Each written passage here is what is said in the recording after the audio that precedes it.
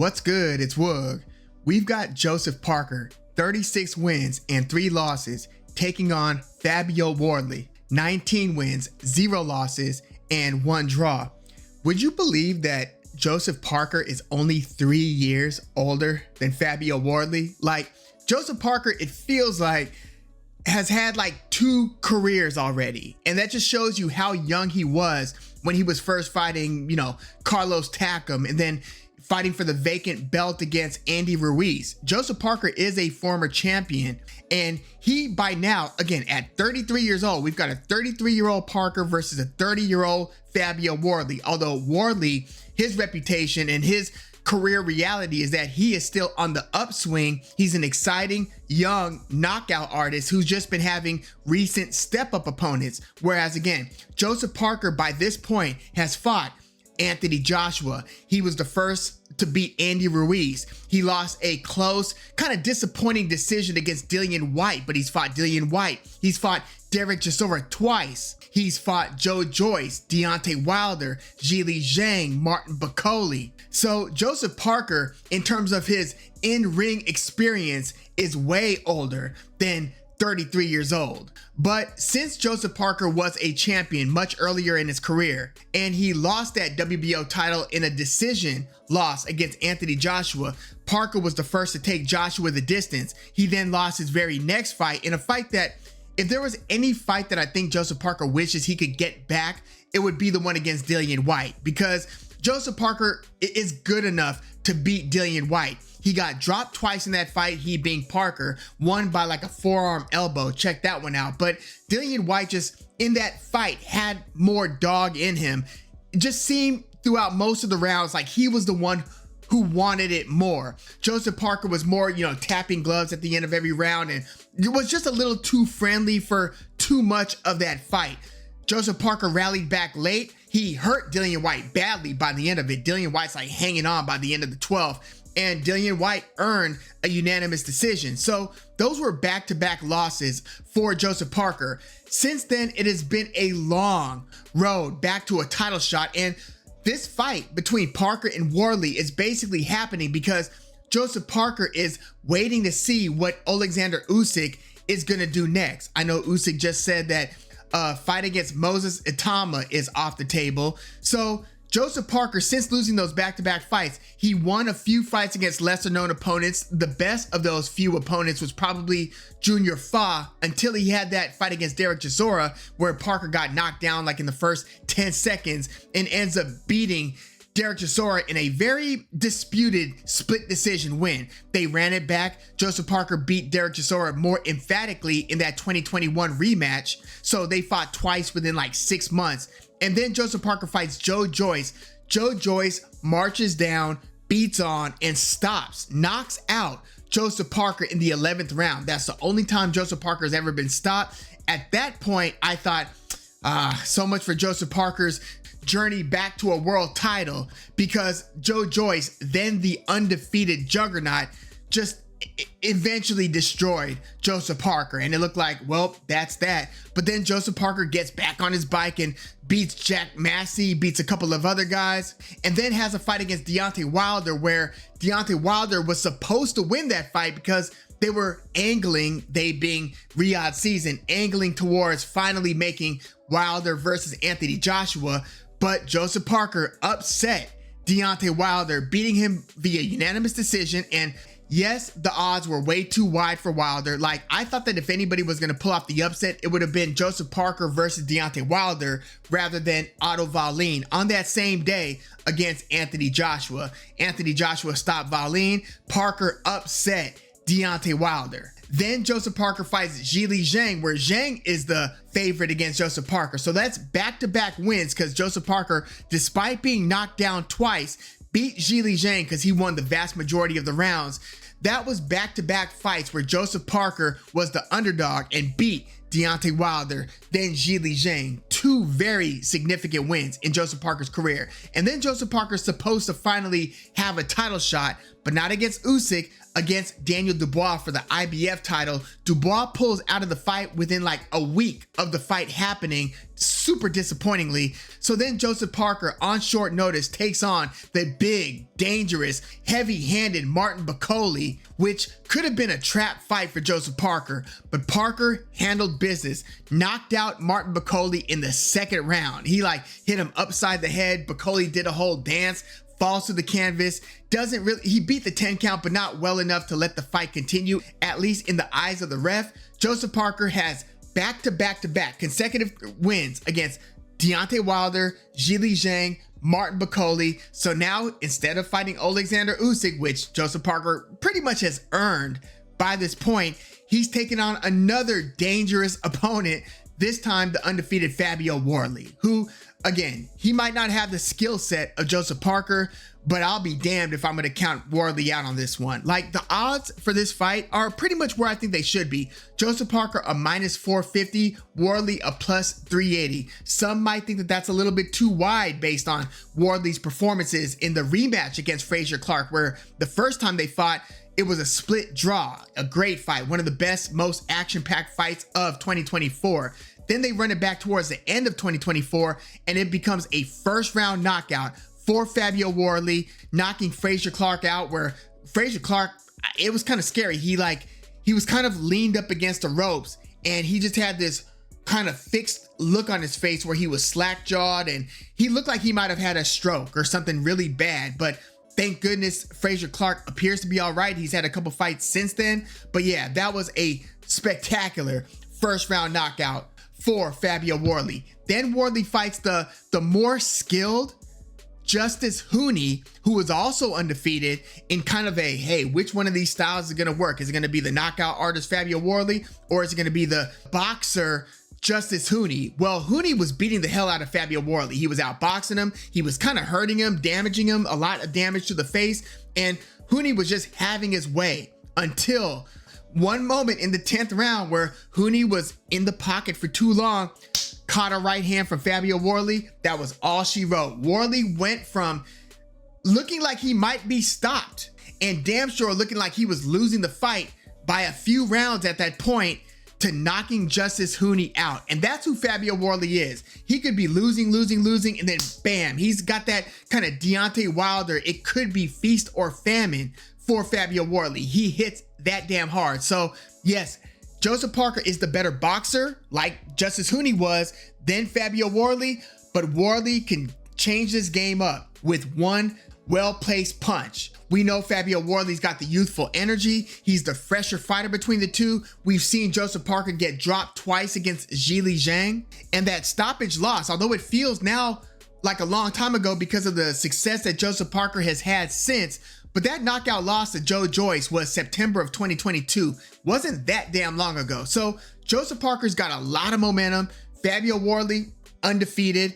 This is a very good matchup, but at the same time, I'm like, damn, Joseph Parker, you didn't have to do this. You didn't have to take on another dangerous opponent who doesn't have a world title. But that's who Joseph Parker is. You look throughout his career, he doesn't duck any smoke. He has fought much of the who's who, minus Tyson Fury and Usyk and Dubois. He's fought pretty much a lot of the other guys that have mattered in the last era of boxing. And now, again, he's going to take on one of the newer schoolers in Fabio Wardley. So I see this playing out one of three ways.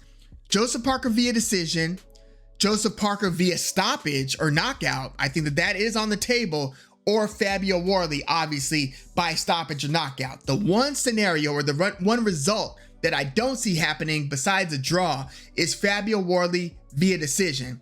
So, look, there are a lot of reasons to think that, hey, Joseph Parker could be running into an unexpected buzzsaw here. Yes, he does. He is the guy who is in the driver's seat and should be getting a crack at the world title. He's like ranked number 3 among all heavyweights, where it's probably, it's like Usyk, then Fury, then Joseph Parker. He's like right there. But this is the heavyweight division. You've got a dangerous top 10er at this point in Fabio Wardley. And yeah, a lot of those top 10 spots have kind of opened up because you've had Deontay Wilder drop out of the top 10. You've had the older schoolers like Luis Ortiz, too inactive to be in the top 10.